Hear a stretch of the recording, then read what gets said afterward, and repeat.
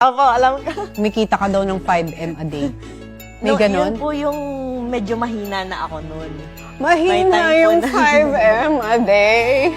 Magkano yung pinakamalakas? Nung may time po na kasagsagan ng sobra-sobrang lakas po, pumapalo po minsan ng 13, ganun, 10 to 13 ako. Pero kasama po din yung puhunan. Dumakas po talaga yung skincare ko nung time po na nagle-labor na ako sa first baby ko. Ito yung inaabangan ako ng mga followers ko, yung panganganak ko. Parang kasi inaabangan nila eh. So I use Bakuchiol Retinol Serum. Hanggang paglabas ko po nung hospital, sobrang viral na. Doon na po sobrang, teka, wala akong stock. Meron tayong pantalasma sa murang halaga. Ayan guys, less than 200 pesos for Pecas Melasma na nakaka 10 times instant whitening. Yes, nakakaputi rin po siya. Nakakatanggal ng mga pimples, dark spots, peklat guys. Ayan, mas 30 ml. Wow! So ilalagay mo lang siya sa face mo.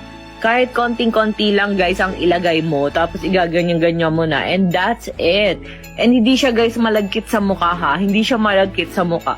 Ang sarap niya sa face. Bukod sa mabango siya, ayan, nasabi ko talaga na, ay, parang nawala na yung mga Pecas Melasma ko sa mukha, yung mga freckles ko. Alam nyo kasi pagtanda ng isang tao, nagkaka-freckles na, ganyan. So, ito guys, ang Bakuchiol Retinol Serum. And then ito, meron din itong hyaluronic acid. Alam mo yung nilalagay natin sa fillers, kunwari, gustong injectan yung cheeks ninyo. Ang ingredient po doon ay hyaluronic acid at meron po itong product na to para mag-help mag-plump ang skin ninyo. No like it feel. Korean technology na, amoy vanilla lace pa. And take note guys hindi lang to pang face. Pwede rin to sa maitim na parte ng katawan. And take note guys, pwede mo rin ito ihalin sa mga lotion mo. Ayan guys, tinan nyo naman, fresh na ulit.